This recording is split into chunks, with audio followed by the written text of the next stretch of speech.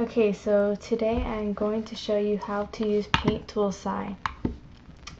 First I'm going to show you how to open a canvas. You go to File right here and you click New.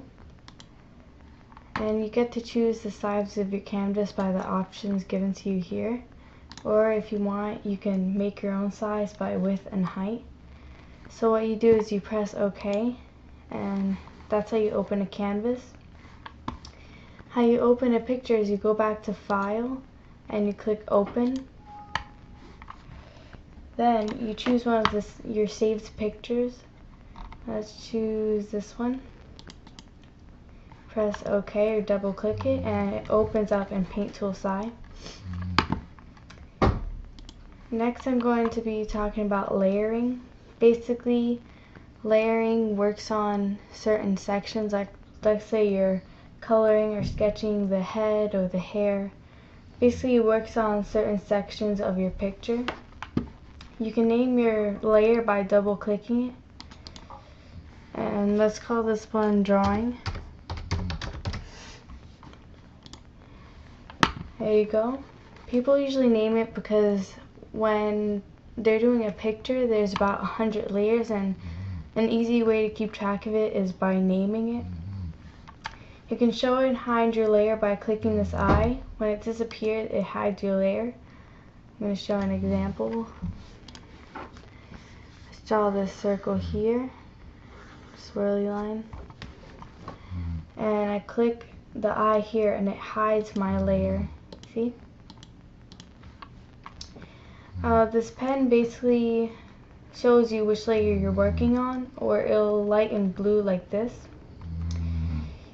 So you can erase whatever is on the layer you are on by clicking this tool, Clear Layer, and it erases the whole thing. You can create a new layer by clicking here, New Layer. This is Line Work, Line Art Layer. This is more different than a normal layer because the pen is different from a normal layer. It's much smoother. Let's say let's say you have a sketch on a normal layer and it's sloppy and you want to fix it up, like tidy it up, clean it. So you would use the pen here and just trace it to perfect it. That's what the line work layer is usually for. There are other tools here. The line lets you make lines here. Let's make a square. And there we go. Click pen when you want to do another line and it's dragging. You could just click pen and then go back to line. There's also the curve tool, which basically instead of a straight line it lets you curve around. Let's say your picture, this is also a way for you to have your final picture after your sketch. You can use line and curve for tracing it out, but if you want you can use pen. You see it's make an oval here. Every time I click it, it curves. You close that up. And that's what the curve tool is for. This edit tool helps you move your lines. Let's say your line is wobbly, you want to fix it up. This lets you move it around. This is pretty helpful. Lets you stretch it also. Let's try to fix up this oval here. The line turns blue and it tells you where you can move it. So yeah, it lets you make it pointy, make it more circle, lets you move it around. So you can move this around, you can make it longer, stretch it out, or complete it. It's basically what the edit tool is for. The eraser tool erases your lines. Let's undo that. The weight tool lets you add weight to your line. Let's say it's too skinny and you want it a little bit more thick. So you choose a side here, the limit is 30. So let's click 30 and you click on the line you want to add weight to. And there you go, adds weight to your line. There's also the color tool. Let's say your line is black or a color you don't want, you can change that color by, let's pick a dark purple color, bluish color here, and you click on the line you want to be colored. You see those three dots, which basically hovers over the line you want. You click it and it turns to the color you wanted. And that's basically what the line art layer is for. It's also good for finals. You can delete a layer by clicking the delete layer here. You can create a folder, and let's say you have 100 layers and you want to section it out, space it out. You can put it under a folder. You just click the layer you want under the folder and drag it onto the folder. Let's switch that around. It's dragged to the folder, and you'll know it's under the folder when there's a space right here. Let's backspace that. You can name your folder by double clicking it also. Okay. There are modes and opacity here for layer. Opacity basically fades it away, whatever you rely on. Let me show an example. Draw this nice circle here. As you see, it's at 100, which basically is how intense the line could be, like the color, how it's shown. Let's decrease the opacity, and it fades it away to nothing. Let's say you don't want it so intense, a little faded. You can play around with the opacity until you get it the way you want it. Let's go back to 100. Modes, let's say you're coloring your work. I'm going to use this picture. This picture I got from the internet. Okay, so let's say this is your final sketch. You fix it up, and this is your final layer. So we make a new layer, and we'll label this coloring. You press OK. Okay, so now you want to color her hair purple. So you start coloring her hair. But you see it goes over the lines and you can't see the drawing. What the mode does, when you go to multiply, this mode lets you go under your drawing. As you see, you can see the lines now. Let's erase that a little bit. So it goes under the lines and doesn't go over your drawing. Luminosity, most people use this for lighting hair, highlighting it for highlights, and parts they want brightened. For here, it's basically it goes over my drawing and just colors the black spaces here. That's what it did for this. So you just play around with the modes and see which one you want for your layers and learn which one each one does. Let's backspace this. Let's just delete this layer. Okay, let's go back to Canvas. Now I'm going to talk about the wand tool. Basically, the wand tool lets you color a certain section. I'll show you an example to explain better. Let's make this circle here. Let's say I want to color inside this circle. I want to draw inside of it, but I don't want to get outside the lines or go over it. What you do, you click the wand tool. You click inside the circle, and when it turns blue is basically the space you selected to have colored. And this is what happens when the wand tool is used. Let's use a different color. You see it does not go outside the lines. It's only inside. You'll know the place you selected by these dots here. Let's say you are finished with coloring and these dots are still here. What you could do is click this right here, which clear selection. It erases the dots and it lets you go over it again. There's also an invert tool, which I will show you now. Let's use that wand tool again. It basically switches from the place you selected to the place you did not select. the invert tool is right here. Let's click that. It switches sides. There's also the select and deselect tool, which if you want to color a certain section, you don't want to fill it in with the wand tool, this allows you to do it. Let's draw this here. Draw these lines here. And now we want to color, so let's click pen. You see, it lets you color the place you've selected instead of filling it. Let's go back to the drawing here. Okay, sometimes the wand tool does not fill for pictures. Mostly it happens to my pictures.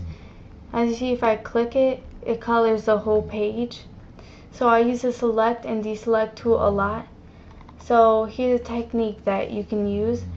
Let's say your whole page is colored and you want only the blue inside your drawing that you want only coloring. So what you do is click the select deselect tool and you erase the outside of what you don't want colored. It takes a while, but it's pretty helpful.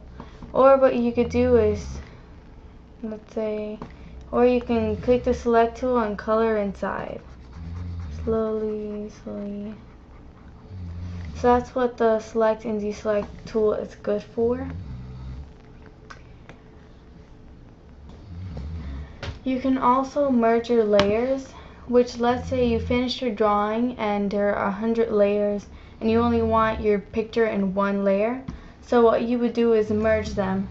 Okay, let's say this is let's get out the select tool. Let's get a pen. This is one layer. This is, let's create another layer. Another layer. Create one more. Let's pick the red color. Another layer. Let's say this is my final drawing and I want to put it into one layer and I would merge them. So you go to layer here and you merge visible layers, or if you only have 2 layers then you could just merge down, but what I would do is merge visible layers and it makes it into one layer here. You see? Let's clear that. Okay, so next I'm going to show you about hue and contrast. Okay, so let's draw this. Let's say you're coloring and you don't want that color. Like, let's say the color is too bright or you didn't want that specific color. What you could do is play around with the color to get the color you want with hue and contrast. You go to filter here. You go to filter here, you click hue and saturation, and you play around with the hue. You go to 100 and to -100. You just move it left to right as you see the colors start changing. Say I want this light blue, I can make it bright, or I can make it gray, no color in it. I can make it invisible, or I can make it black. So I want this color and I click OK, and that's how you get the color you want. There's another way to get the certain color you want, which is, as you see these options here to open what you want. There's this. There's the wheel tool, the color wheel. And you click that and it opens.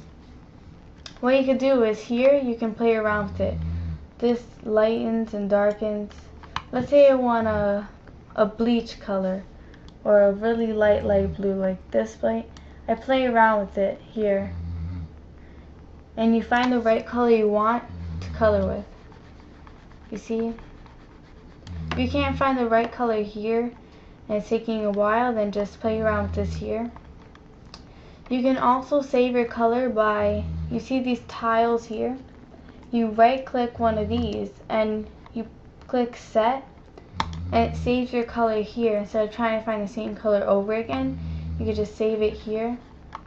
Or this is also an option, you can switch the colors like a backup. Like if you're only using 2 colors, let's say this blue and this pink, and you keep switching, you could switch left and right from here very quickly instead of finding it here.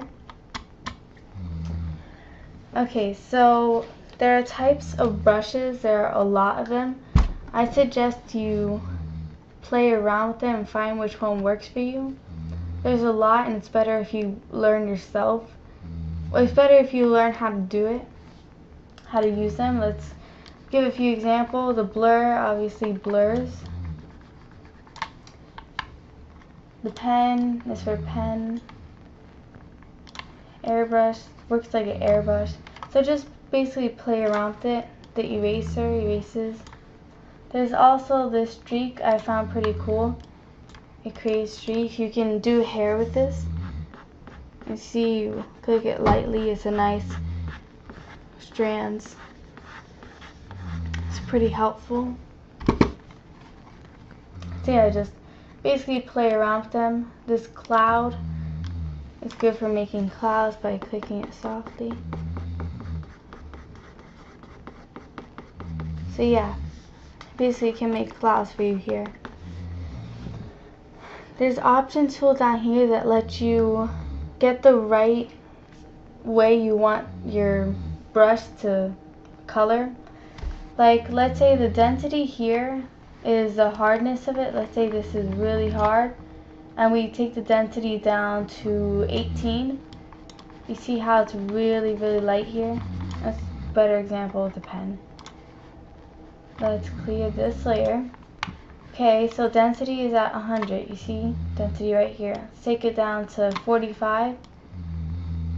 Basically, it's not it's not so intense when you write with it. And just play around with it. There is also, if you can't find the right size and you don't really want to create your own style for the brush, you can look at other people's drawing videos, and you can look at their videos and see their brush size and copy it and see which one works for you. I've done that many times. It's pretty helpful, or you could just learn yourself and create your own style. I'm going to show you one last thing. There is a selection tool and lasso tool. So selection tool basically lets you, let's put density back to 100. Basically lets you move a section. I'll show you now. So it lets you make a square. See, it's dotted and lets you move it around here. See? Transform, scale, and free deform and rotate. This lets you change it. You see, you can make it wider, you can make it really big, you can turn it. So that helps it move it around to the way you want it. Lasso tool is if you don't want a square and you want to create your own like shape or circle, you can do it with the lasso tool. I'll show you an example now. Let's say, hold on. Let's say I want a squiggly line here. See this splat? You close it up and lets you move it around. It lets you draw the space you want to move. And then we go back to selection tool and click transform. We can move it around now. We can move it, we can stretch it, make it smaller, skinnier. That's too skinny. Skinny or small here. So basically you could just move it around. So just basically play around with the program and you'll learn a lot. I hope this helped. Thanks for watching.